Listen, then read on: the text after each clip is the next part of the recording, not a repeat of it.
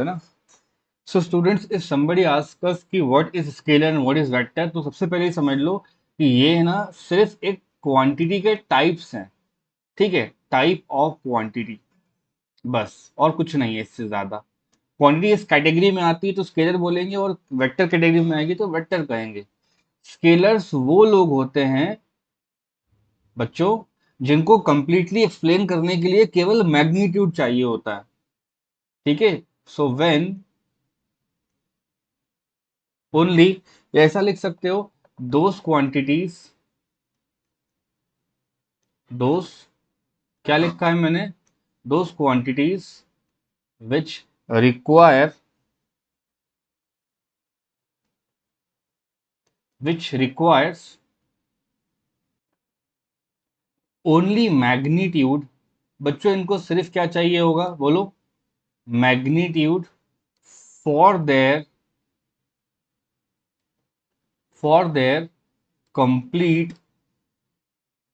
For their complete representation. For example बच्चों, किसी body का मास पता करना हो तो क्या बोलोगे, सर मान लीजिए 5 kg आ रहा है। किसी डिस्टेंस को मान लो लिखना है तो मान लो 10 मीटर्स आ रहा है। ठीक है, मान लो आपको कोई टाइम लग गया स्टेयर वगैरह चढ़ने के लिए तो बोलोगे सर 10 सेकेंड्स लगता है। तो कहने का मतलब सर का यहाँ पे इतना सा है कि जब एक नंबर से काम चल जाए, बोलो, एक नंबर से काम चल जाए, यहाँ पर एक मैग्नीट्यूड नाम का वर्ड लिखा है डेफिनेशन में, उसको देख के घबराना नहीं है। मैग्नीट्यूड का मतलब प्लेन लैंग्वेज में होता है उसकी कितनी वैल्यू है। तो एब्सोल्यूट वैल्यू, या सीधी भाषा में बोलूँ तो जो नंबर होता है ना, अकेला नंबर से काम चल जाए तो हमारा क्या हो जाएगा वो, या कोई बुक में कोई टीचर इसको न्यूमेरिकल वैल्यू भी कहता है। कोई परेशानी वाली बात यहाँ तक, तो बोलोगे सर बिल्कुल भी नहीं है, ये एग्जाम पे ना जो क्वांटिटीज फॉल करती हैं हमारे स्केलर कैटेगरी में बच्चों, वो क्वांटिटीज हैं। मान लो आपको मैंने डिस्टेंस बोला किसी का, तो डिस्टेंस का मतलब क्या है, पुरानी क्लास में चलते हैं अपन, तो बच्चों देख रहे हो आप, ये रेड से जो बना हुआ है वो कहीं भी जा रहा है, देखो बढ़ता जा रहा है, बढ़ता जा रहा है ना, तो उसको मतलब नहीं डायरेक्शन से, उसको केवल एक नंबर से मतलब है। मान लो यहाँ पे 1 किलोमीटर, 2 हो जाएगा, 3 हो जाएगा, 4, 5, ऐसे करके बढ़ता जा रहा है। तो आपका कहने का मतलब है डिस्टेंस हो जाएगा एक तो, एक तो मास हो जाएगा बच्चों स्केलर, एक तो टाइम हो जाएगा स्केलर। आप आगे जाके और बहुत सारी क्वांटिटीज पढ़ोगे, जैसे मान लो यहाँ पे मैंने स्पीड लिख दिया स्केलर। ठीक है, तो देर आर क्वांटिटीज। अभी 9th में ही हमें वर्क भी पढ़ना होगा, तो ये अभी 4-5 क्वांटिटीज आप क्या करो, मेमोरी में रख लो, एक एक करके चैप्टर में आएंगे तो समझ जाओगे। Similarly, so if vector is asked, क्या होते हैं वेक्टर, तो बोलना ये इससे एक लेवल ज्यादा होता है। इनको कंप्लीटली समझाने के लिए तुमको नंबर भी चाहिए, और किस डायरेक्शन में जा रहा है वो डायरेक्शन भी चाहिए, है ना। फॉर एग्जाम्पल मैं किसी एक शहर में जाकर के बोलूं, किसी भी एक स्क्वायर पे खड़े होकर के, लेट से ये मेरा स्क्वायर है, यहाँ पे मैं आके बैठ गया, मैं बोलूं अपने स्क्वायर पे खड़े होकर अपने स्कूल का नाम ले लेते हैं, चलो।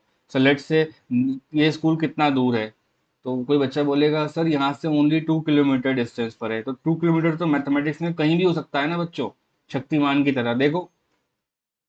बड़ी somebody सेज सर 2 किलोमीटर आप नॉर्थ में चल के जाइए, तो दैट इज मोर प्रिसाइज ना।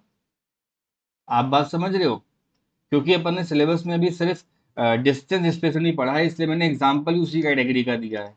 बट थेरेटिकली जब आप लिखने जाओगे तो लिखोगे दोज क्वांटिटीज, है ना, ऐसा लिखना है बच्चों। मैं भी लिख के देता हूँ, दोज क्वांटिटीज विच रिक्वायर्स, ठीक है, बोथ मैग्नीट्यूड एंड, बोलो आगे, direction for their complete representation, for their complete representation. ठीक है, इन्हें अपन कहते हैं वेक्टर। जैसे जैसे सिलेबस आगे बढ़ता जाएगा आपको पढ़ा दिया जाएगा, मान लो जैसे डिस्प्लेसमेंट पढ़ाया किसी टीचर ने आपको, आगे जाओगे तो बच्चों वेलोसिटी पढ़ाऊंगा मैं आपको, then I teach you acceleration, ठीक, then I teach you force. ठीक है, तो ये सारी चीजें एक्सेट्रा डाल देते हैं, क्योंकि और भी बहुत सारी क्वांटिटीज हैं। ठीक है बच्चों। सो बच्चों देखो, नेक्स्ट टॉपिक हमारे पास है स्पीड नाम का। आप जनरल सी लैंग्वेज में इसको अगर पढ़ें अपन, है ना, बिल्कुल लेमैन लैंग्वेज में बात करें तो स्पीड का मतलब ये हो जाएगा, सबसे पहले तो एक ऑब्जर्वर बनेगा बच्चों हमारे लिए। क्या बनेगा? एक observer. And on that note, मैं यहाँ पे एक ऑब्जेक्ट को अगर देखूं बच्चों, लेट्स से या तो ये तुम लोगों का कोई ऑब्जेक्ट हो गया, this object is place at some distance from our observer. Observer, ठीक है। इसको फर्स्ट टाइम देखा तो मैंने क्या दिखाई दिया मुझे, x1 पोजीशन पे टाइम कितना लगा है इसको, t1। Then it was moving. थोड़ी देर बाद चेक करेंगे तो कहाँ दिखाई देगा अपन को, बोलो। ये हमको दिखाई देगा x2 पोजीशन पे। और बोलोगे सर टाइम यहाँ पे लग जाएगा t2। ठीक है। तो ये जो ऑब्जेक्ट है इसने पोजीशन a से ट्रांसफॉर्म करके अपने आप को b पर ले आया है। स्पीड का मतलब बड़ा सिंपल होता है, that with respect to observer, body अगर चेंज कर रही है तो आपको पता है ये मोशन में होगा बॉडी। अब कितना ज्यादा तेजी से मोशन किया है, या how the rate is faster और स्लोअर। स्पीड का मतलब होता है it is the change in, ठीक है, चेंज इन डिस्टेंस। बोलो, change in distance per unit time. एक और डिफिनेशन होती है इसकी, the rate of change of, क्या लिखा है बच्चों, the rate of change of, हाँ, the rate of change of distance is known as speed. Third point, speed is, बच्चे लोग, स्केलर होती है स्पीड। फोर्थ पॉइंट, ऐसा यूनिट क्या होता है स्पीड का, मालूम पड़ जाएगा 2 मिनट में। तो फॉर्मूला अपन ऐसा लिखते हैं बच्चों, स्पीड इक्वल्स टू, जब कभी कोई बोले ना रेट पता करना है, रेट का मतलब होता है न्यूमरेटर में अपन को डिस्टेंस लिखना होता है, और ये हो जाएगा डिस्टेंस ट्रेवल्ड, और यहाँ हो जाएगा total time taken. Distance travel divide by time taken, और यू कैन से डिस्टेंस को v से देखा जाता है, स्पीड को v से देखा जाता है बच्चों। डिस्टेंस को मैं, ये जो चेंज कर रहा है ना डिस्टेंस बच्चों, जितना इसने चेंज करा है, चेंज को अपन लोग आज के बाद ना नई तरीके से पढ़ेंगे। हम डेल्टा लिखेंगे फिजिक्स में चेंज के लिए। चेंज हो रहा है एक्स में तो ये हो जाएगा final value minus initial value, और चेंज होगा टाइम में तो बोलेंगे sir final time minus initial time. So you should write like this, delta x by delta t. Learn to write like this, ठीक है। और प्लेन लैंग्वेज में तो ऐसा भी लिख सकते हैं, v equals to x by t, चल जाता है ये, लेकिन आप इस तरह लिखना सीखिए इसको। कोई प्रॉब्लम वाली बात तो नहीं है बच्चों। x2 माइनस x1, और यहाँ कितना हो जाएगा t2 माइनस t1। v यहाँ पे स्पीड बता रहा है। तो सिंपली बच्चों, न्यूमरेटर में आपको डिस्टेंस दिख रहा है तो उसको मीटर में देखते हैं, और टाइम को अपन सेकंड में लिखते हैं। इसी को यहाँ लिख देना था अपन लोगों को। अगर कोई पूछेगा व्हाट इज ऐसा यूनिट, तो बोल देना सर जी मीटर पर सेकंड होती है। और कितनी बात करें इसके बारे में, कितने टाइप्स होते हैं स्पीड के वो यहाँ पे मेंशन कर रहा हूँ, उसमें 2-3 आपको पढ़ा दूंगा, and then will move forward. First type होता है बच्चों यूनिफॉर्म स्पीड। क्या हो जाएगा? यूनिफॉर्म। दूसरा क्या हो जाएगा? Non uniform. सबसे इंपॉर्टेंट जो आपके सिलेबस में है उसे बोलते हैं एवरेज स्पीड। क्या लिखा है? एवरेज। फोर्थ वाला बोलो, जो हमारे गाड़ी वगैरह में होता है ना बच्चों, मीटर, जो एकदम से इंस्टेंट पे आंसर कर रहा होता है, तो उसको बोलते हैं इंस्टेंटेनियस स्पीड। एक बात का ध्यान रहे, uniform non uniform, uniform non uniform motion के फॉर्म में बताई जाती हैं। तो पहले ये समझ लेते हैं, देन एवरेज की तरफ बढ़ते हैं। कोई बात समझ में आ रही है बच्चों? यहाँ तक का क्लियर है ना? सबसे एक सबसे बेसिक डेफिनेशन अगर बोलेगा कोई व्हाट इज स्पीड, तो आप बोलना sir ji speed is distance travelled, ठीक है, बोलो, per unit time. Speed is distance travelled per unit time, okay. Pay attention everyone, if somebody ask you what is uniform and what is non uniform, तो बच्चों देखो, हम तो ये बात जानते ही है ना कि ऑब्जेक्ट है, स्टार्ट कर रहा है मान लो ए पॉइंट से, तो ए से लेके कोई बी तक जाता है बच्चों, फिर से वो ए से लेके बी तक जा रहा है। And then again it is moving like this. ऐसे करते करते बच्चों वो लास्ट पे भी इसे इतना ही कवर करता है। तो सर के कहने का मतलब ये है कि फर्स्ट डिस्टेंस जो हो जाएगा वो हो जाएगा x1, सेकंड हो जाएगा x2, ये हो जाएगा x3, ऐसे करते करते लास्ट कितना हो जाएगा n। मान लो इसने स्टार्ट करा है a से b पर गया, b से c एंड देन d वगैरह वगैरह कर रहा होगा ये। आ रहा है समझ में बच्चों? टाइम कितना लग जाएगा बोलोगे? t1, t2, ये हो जाएगा t3। I can write here tn। Doubt? तो हम ये लिख सकते हैं व्हेन इक्वल डिस्टेंस, है ना, ये वर्ड पे ध्यान रखना। When equal distances covered in equal interval of time। Simple. बच्चों x1 की वैल्यू किसके बराबर होगी? x2। देखो मैंने ग्राफ में एरो बराबर बराबर ले रखे हैं, और टाइम बोल दो एक बार। ठीक। When this condition is satisfied ना, मान लो बराबर बराबर डिस्टेंस ट्रेवल कर रहा है। अगर हमने फर्स्ट 1 मिनट के बारे में बात करा और ये फर्स्ट टाइम बच्चों 100 मीटर चला है, कितना?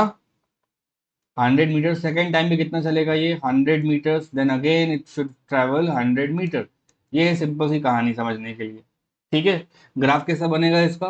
ग्राफ के बारे में बच्चों अपन आगे क्लास में और बात करेंगे, बट अभी हाल फिलहाल के लिए अपन ग्राफ को ना समझते हैं कि how should we plot a graph. एक जगह बच्चों मैंने एक्स लिखा है, एक जगह बच्चों मैंने जानबूझ के क्या लिखा है? टाइम लिखा हुआ है। टाइम। ठीक। और एक जगह पे मैंने पोजीशन लिखा हुआ है। उसको लोकेट करते हैं ना अपन, एक्स। ओरिजिन पे शुरू करते हैं इसको। टाइम बच्चों इक्वल बना लो अपने, और डिस्टेंस क्या बना लोगे आप लोग? इक्वल बना लोगे। कोई परेशानी वाली बात? यहाँ बोलो t1, t2 और t3। अगर आप इनके प्लॉट्स मैच करोगे ना तो आपको बच्चों एक स्ट्रेट लाइन ही नजर आएगा। क्या दिखाई देगा आपको? एक स्ट्रेट लाइन दिखाई देगा। जब कभी आपको कभी जिंदगी में ग्राफ में कोई स्ट्रेट लाइन दिख जाए, आप समझ जाना वहां पे कुछ तो कांस्टेंट है। और एक्स के ग्राफ में बच्चे लोग, 9th क्लास, एक्सटी के ग्राफ में हम आगे जाके पढ़ लेंगे कि इसका जो स्लोप होता है ना, वो स्लोप क्या होता है? स्पीड। और कुछ अगर स्ट्रेट लाइन है तो वो कांस्टेंट होगा, तो हम लिख देंगे यूनिफॉर्म स्पीड, या दूसरी टीचर की लैंग्वेज में uniform motion. Is this clear students? So बच्चों इन नॉन यूनिफॉर्म में यू कैन राइट की बॉडी ए से लेकर कहाँ जा रहा होगा? ए बी सी डी करके पॉइंट कवर कर रहा होगा, तो A B C and then D. You can just say कि सर x1 होगा डिस्टेंस, ये हो जाएगा x2 और ये हो जाएगा x3। डायग्राम देखकर समझ में आ रहा है कि वहां पे अनइक्वल वाली बात होनी चाहिए। तो x1 is not equals to बोलो x2, which is not equals to x3। And the same thing is for time. t1 बराबर t2 लिखना है और बराबर t3। इसका ध्यान रखें, इसका भी ध्यान रखें, और इन दोनों को आप सेंटेंस में लिख लें। सेंटेंस क्या होगा मुझे कोई बताएगा?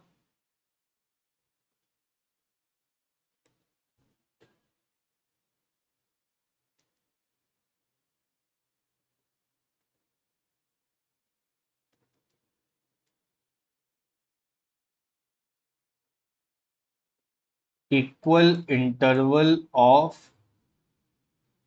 टाइम। इस कंडीशन को बोलेंगे बच्चों अपन नॉन यूनिफॉर्म। और अगर चाहो तो इसका ग्राफ भी बना सकते हो। ये रहा इसका एक्स एक्सिस, और बच्चों ये रहा इसका वाई एक्सिस। समझ रहे हो?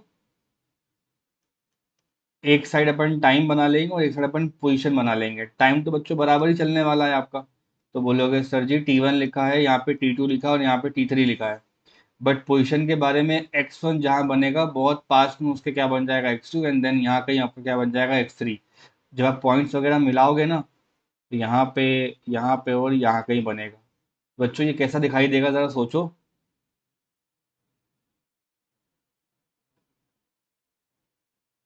देखा? तो क्या हो जाएगा ये? सर स्ट्रेट लाइन नहीं है, मतलब कुछ वहां पे चेंज हो रही है वैल्यू।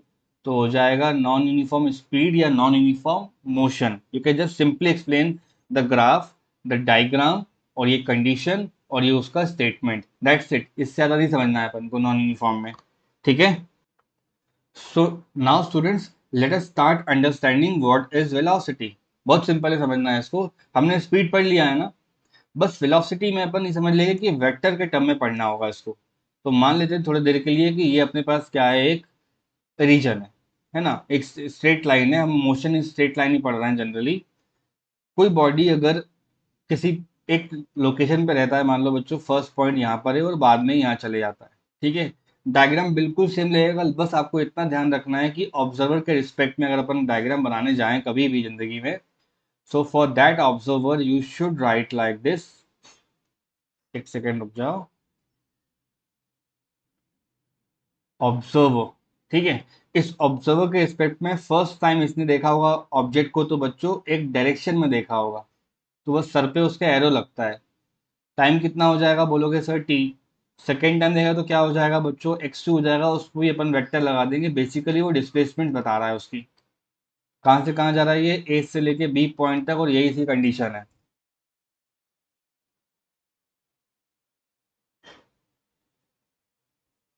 यहाँ तक का है समझ में स्टूडेंट्स, सभी को?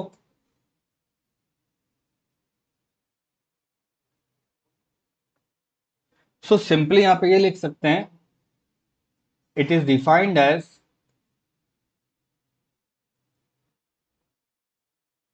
द डिस्प्लेसमेंट ट्रेवल्ड, डिस्टेंस की जगह क्या आ जाएगा बच्चों यहाँ पे, displacement travelled per unit, simple, displacement travelled per unit time. अब ना बच्चों इसको ऐसा लिख सकते हो आप लोग कि वेलोसिटी जो होता है वो वेक्टर क्वांटिटी है, फर्स्ट पॉइंट।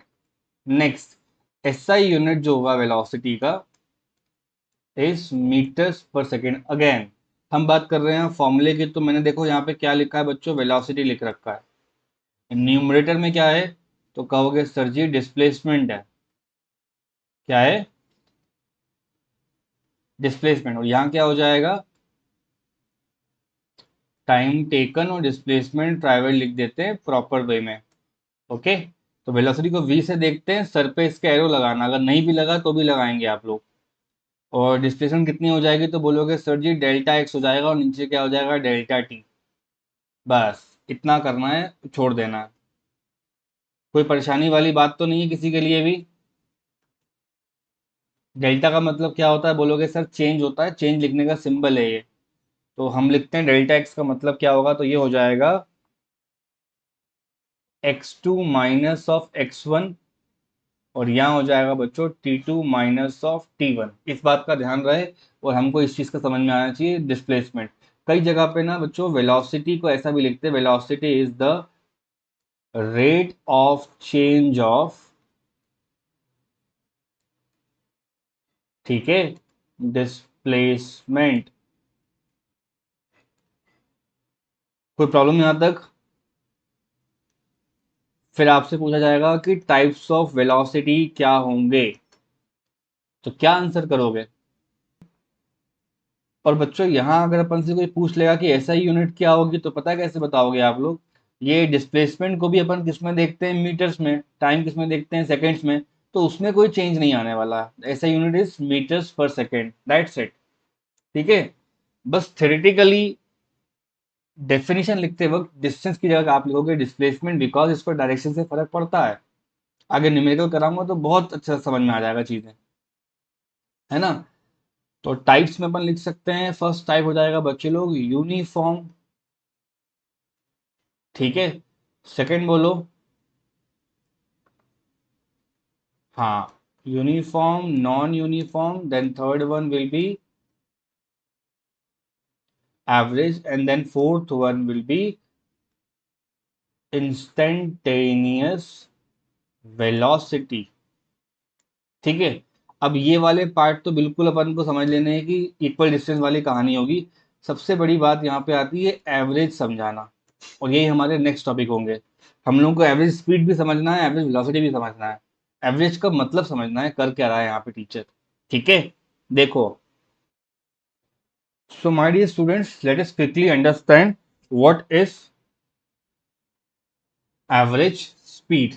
देखो डायग्राम में देखो सब बच्चे, मान लेते हैं जनरली कोई भी एक पार्टिकल है या ऑब्जेक्ट है, वो उसने पहले डिस्टेंस कवर किया, then again some distance cover किया बच्चों, देन अगेन कुछ डिस्टेंस कवर किया, ऐसे करते करते वो कहाँ तक चला गया बच्चों, एंड पार्ट तक चला गया, है ना। डिस्टेंस कवर कितने माने जाएंगे, x1, बोलो x1, यहाँ क्या हो जाएगा x2, इसको क्या बोलोगे x3, ऐसे करते करते क्या करेगा वो xn तक। टाइम बोलो t1, t2, t3 और tn। एक बात सुन लो यहाँ पे, there will be some questions जहाँ पे एक्स टी ना लेकर के डायरेक्टली वो बोल देगा कि वेलोसिटी यूज कर लेगा v1, यहाँ लिख देगा बच्चों लोग v2, यहाँ लिख देगा v3 और यहाँ लिख देगा vn। And so many students will get confuse because mathematics में एवरेज कैसे निकाला जाता है, v1 लिखेंगे, v2 लिखेंगे, अगर दो है तो क्या हो जाएगा, डिवाइड बाई टू हो जाएगा। सिमिलरली अगर n नंबर में होंगे तो क्या हो जाएगा, v1 v2 से करते करते कहाँ तक चलोगे आप लोग, और क्या हो जाएगा n। बच्चों ये दोनों के दोनों सरासर गलत ऑप्शन है।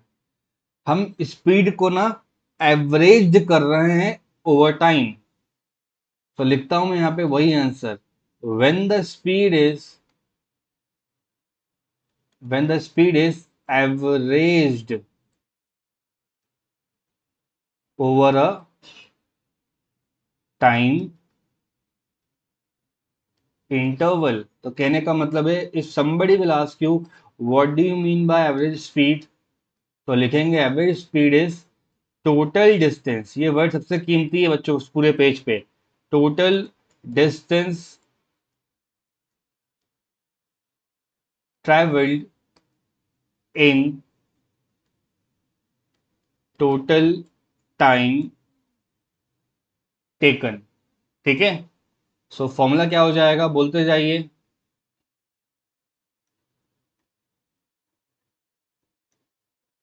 बस टोटल टोटल वर्ड लिख लो, total distance travelled whole divide bye,